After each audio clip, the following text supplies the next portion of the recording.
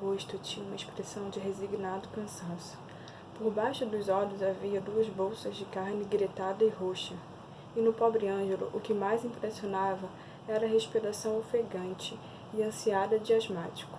Eugênio tinha pena do pai e se odiava a si mesmo porque não era com esse sentimento de simples piedade que ele podia apagar toda aquela vida de dedicação e silencioso amor da sua pessoa. Porque não perdia o maldito espírito de crítica que o fazia sentir com tão irritante agudeza que o pai tinha de desagradável e inferior? Porque não conseguia afogar com amor a quase repulsa que lhe causava a pessoa física de Ângelo, os dentes amarelos, as unhas de ordinário sujas, o rosto de feições vulgares e sem brilho, os olhos servis.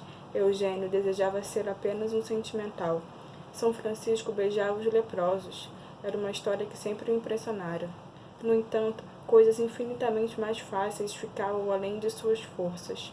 Ele queria simplesmente aceitar a sua gente, mas aceitá-la com naturalidade, sem forçar a própria natureza. Através da aceitação, talvez pudesse amá-la um dia. Ângelo bem merecia esse amor. Nunca lhe fizera sentir de modo nenhum a sua autoridade de pai. A mulher contava às amigas. O Ângelo é um pai da vida. Os meninos fazem dele gato e sapato, e ele nem se importa. Mas era inútil, achava Eugênio. Havia entre ele e o pai um poderoso e insituável elemento de estranheza. Com a mãe já não acontecia o mesmo. Eugênio se sentia melhor na companhia dela. Essa predileção, porém, não seria ainda uma forma de narcisismo, um prolongamento sutil do seu egoísmo. A mãe se parecia fisicamente com ele. Havia no rosto dela traços seus, pronunciadíssimos. Amando-a, de certo modo, não estaria ele a se amar a si mesmo? Agora Eugênio via a mãe envelhecida pelos trabalhos e pelos desgostos. Mortificava-se por causa de Ernesto, que era um perdido, um bêbado, um desordeiro. Não parava nos empregos, metia-se com mulheres ordinárias, já estivera até na cadeia. Apesar das marcas do tempo e dos trabalhos, Dona Alzira ainda conservava restos de beleza. Os olhos eram calmos e nunca assumiam aquela expressão de canina humildade que morava nos olhos do marido. Por outro lado, não tinham nenhuma luz de desafio ou de desassombro. Era um rosto sereno diante da vida, porque ela recebia os fatos como eles vinham, os momentos de felicidade sem grandes ilusões nem alvoroço, os pequenos dissabores e as desgraças sem gritos nem desespero. Deus é grande, costumava dizer. Varria a casa, lavava pratos, ajudava o marido, cozinhava, fazia quitanda.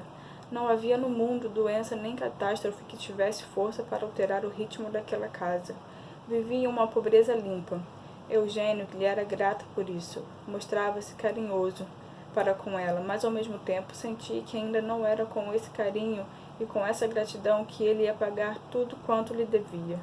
À medida que progredia nos estudos e que se lhe alargava a visão do mundo, Eugênio sentia que, como um balão, ia subindo cada vez mais rumo das coisas superiores, deixando lá embaixo a família presa às suas necessidades elementares, aos seus solecismos, à sua absoluta ignorância, a uma vida que às vezes lhe parecia puramente vegetativa. Fortalecia-se nele a consciência da sua superioridade. Sentia muito melhor que o ambiente em que vivia e isso lhe dava a impressão de que era vítima de uma enorme injustiça. Abria-lhe os olhos para as desigualdades do mundo, amargurava-lhe a existência e aumentava-lhe, por outro lado, o desejo de lutar para fugir à condição de pobreza e anonimato. Mas do mais profundo do ser, às vezes lhe brotava uma misteriosa luz, que no fugitivo instante em que brilhava, lhe mostrava a outra face das coisas. Ele então compreendia num relance a enormidade de seu orgulho, o absurdo de sua vaidade, a fealdade de seu egoísmo. O homem superior, ele, como, por quê, que fizera de extraordinário? Tinha na cabeça meia dúzia de noções ainda confusas. Lera afervetadamente meia dúzia de livros famosos. Que era isso comparado com a luta silenciosa dos pais? Que era isso diante dos verdadeiros grandes homens da humanidade? Ele devia ser humilde, compassivo, tolerante. Assim, rápida como surgira, a luz misteriosa se apagava, e Eugênio sentia de novo a realidade na carne, nos ossos, no sangue. Comparava a casa do Alcibiades com a sua. Saía da leitura de um bom autor para ouvir a linguagem do pai. Tu se lembras, Alzira, daquela roupa que o Ribas deu para mim passar? Voltava da contemplação de algum quadro de arte para encontrar Ernesto recendo a cachaça e o pai a encarar e a gemer.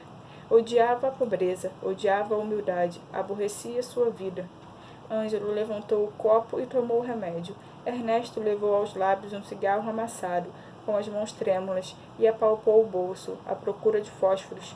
O pai estendeu o braço por cima da mesa e passou-lhe o isqueiro aceso. Dona Alzira levantou-se. Ninguém quer mais nada?